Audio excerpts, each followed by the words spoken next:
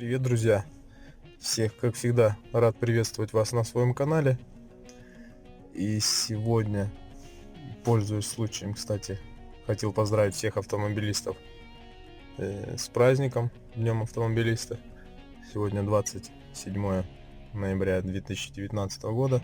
И сегодня я хотел бы поделиться своим опытом, просто высказать свое личное мнение по поводу стука рейки на Chevrolet Aveo 2012 года выпуска в кузове Т300, 1.6, 120 лошадиных сил и гидравлическая рейка. Есть электрорейка, но это на американских версиях. В моем случае это гидравлика. Вот что именно хотел сказать по поводу того, что я ее отрегулировал. Вот вы можете видеть пробег 63 тысячи километров. Примерно на пробеге 50 тысяч услышал небольшое побрякивание. Это произошло зимой. Вот на неровностях, на вот этих кочках немножко постукивало. Сразу понял, что это рейка. Посмотрел информацию в интернете, форумы, все как обычно. Ничего толком для себя так и не узнал, потому что люди пишут, что необходимо ее перебирать, необходимо снимать, реставрировать, покупать новую и так далее. В общем, 60 тысяч это уже пробег серьезный, и рейка может выходить из строя, ну и так далее, и тому подобное. Вот. И, кстати, по поводу регулировки, или как подтягивают, в народе говорят, на СТО это, как обычно, не приветствует. Так что все это сделать я решил сам и делюсь просто, что вам необходимо для этого. Кто будет это делать, кто захочет, можете воспользоваться вот моим видео, моей, так скажем, видеоинструкцией.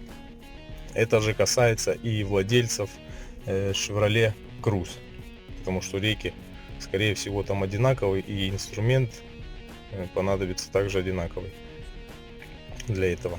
Что я сделал? Нам необходимо либо шестигранник для этой манипуляции. Как такового у меня не оказалось. Вот шестигранник, давайте покажу. Вот это у меня звездочки. Вот такой вот шестигранник есть. Он продается, стоит, в магазине спрашивал, на рынке стоит порядка $4, что не есть бюджетный вариант. Я же поступил по-своему, купил вот такую вот гайку. Она под ключ на 19. Она четко встает в посадочное место регулировочного болта. Это позже я на яму подъеду. Я вам снизу потом все это покажу, как это выглядит. Протирайте там тряпочкой, вставляете вот эту гаечку. Кстати, стоит она 30 центов, либо же сколько? 10, 30-40 рублей примерно стоит на русские деньги, либо же 10 гривен. Вот такая гаечка и ключик на 19. Можно звездочку, можно рожковый, как можно короче, для того, чтобы удобнее было крутить. Кстати, вращается этот регулировочный болт очень легко, и для вас это не составит особого труда сделать это. Я дальше покажу, как это выглядит снизу. Вот что еще хотел сказать. Стук был какого характера? На неровностях зимой слышно было, так, немножко, так сказать, но при повороте руля вот вправо, вот так вот примерно, и если колесо левое попадает в яму, то стук нормальный был. То есть слышно, что постукивает в районе рейки. Стук. Естественно, вот когда вот так вот двигаете рулем, тоже отчетливый стук слышен был. Слышно, что есть люфт. Вот в процессе эксплуатации детали изнашиваются. И мое мнение, что это не подтягиваешь ты рейку, а просто немного ее подрегулируешь. В свое время я точно так делал это на Калине. Просто данное действие я осуществлял на пробеге 20 тысяч километров. точно такой же был стук, электрорейка, подтянул и успешно его продал там с пробегом 60 тысяч. Никаких намеков на стук не было абсолютно вообще. В общем, это то, что я хотел сказать по этому поводу. Регулировку осуществляем по часовой стрелке. Примерно, мой вариант, я повернул примерно 10-12 градусов по часовой стрелке. Вот. И все. Данная проблема ушла. Кстати, руль абсолютно не изменился. В плане туже стал, жестче. В плане того, что при повороте он обратно не возвращается. То есть этого ничего не произошло. Самое главное, не перетянуть ее. И я думаю, что это касается только вот маленьких пробегов, если вы вовремя это заметили. У кого, конечно, уже больше 100 тысяч, и она уже разболтана, то подтягивать, я не знаю, есть ли в этом смысл или нет. Нужно пробовать, экспериментировать. Я конкретно рассказываю свой случай. Так что не судите там строго. Кто хочет, сделайте так, как я, кто нет. Можете применять свои какие-то знания, свои методы. В общем, все. Сейчас я вам снизу приеду на яму и покажу, как это выглядит все снизу. Угу. Вот, ребята, мы опустились в яму. Смотрим. Вот так вот это выглядит. Защита. Встаете спиной к багажнику. Вот сама рейка. Вот я уже протер, вот видите. Вот этот вот регулировочный болт. Берем гаечку нашу. Вот сюда вставляем. Вот так вот.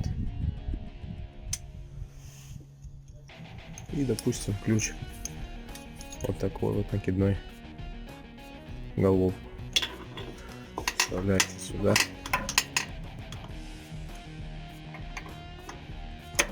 Вот так вот.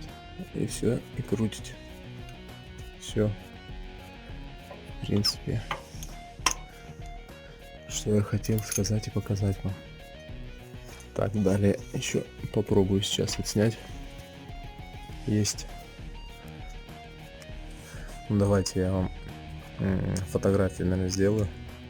Видео прикреплю. Здесь на самом болте, получается, регулировочном есть насечки заводские. Причем 2 штуки.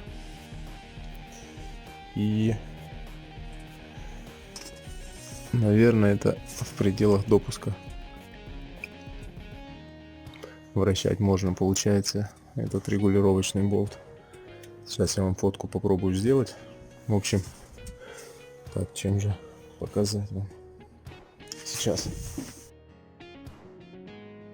Вот, смотрите, нашел вот такую вот палочку.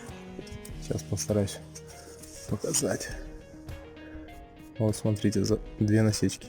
Одна вот здесь, а вторая миллиметров через 5 нанесена. Вот это вот была заводская насечка. Регулировочный сам болт вот здесь вот находился. Получается, я его повернул вот на вот это расстояние, градусов 10, миллиметров 5. И вот вы можете наблюдать, что насечка вторая, которая на болте, она вот совпадает с насечкой, которая на корпусе рейки.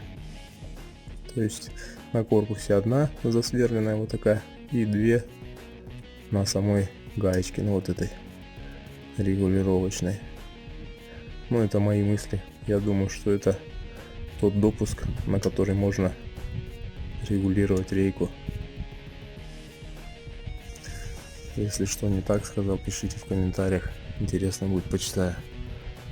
Ну а на этом все. Кому было полезно данное видео, ставьте лайк. Кому не полезно, дизлайк. Ну и приятного вам просмотра и пока-пока.